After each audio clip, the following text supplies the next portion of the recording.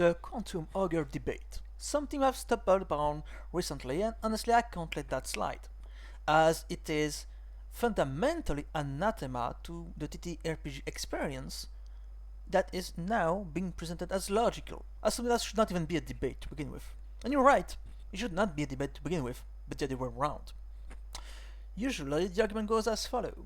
DMs have a limited amount of time and energy to pour into a game. Therefore, it makes sense to maximize the utility of everything you create for your game. And, in a vacuum, it would make sense. It would make sense to prepare a set of encounters that the player are going to face no matter what, because then you only prepare those and then you're done. You don't have to worry about anything else.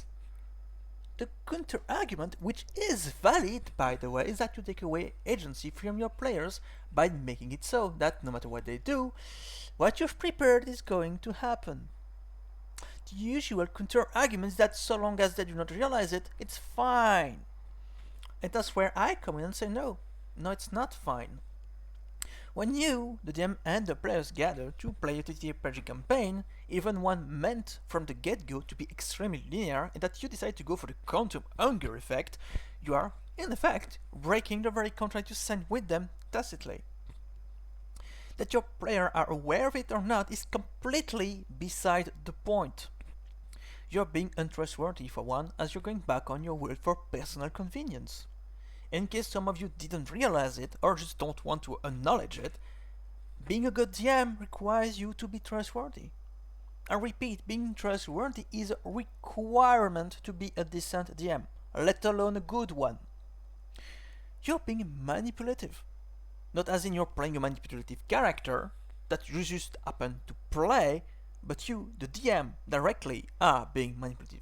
What that means that most likely you're one of those DM who thinks they got the right to decide what happens, how the play characters evolve or change, except that no, you do not. You never had that right, and you never will. The whole point of having player characters is precisely to define things outside of your control, be it direct or indirect. So reminders that TTRPG, while being narrative games, are, most importantly, collective narrative games. The whole game premise is based upon the back and forth between the players and the DM.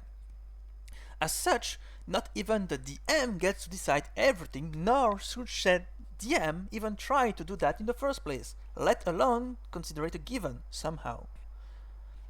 Let's be clear, if that's how you think about it, you are toxic.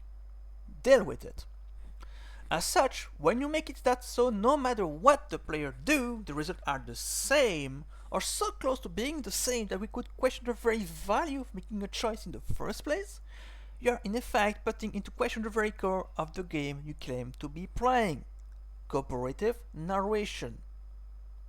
In other words, you are, through your action, denying the very activity you are claiming to want to partake in. I rest my case.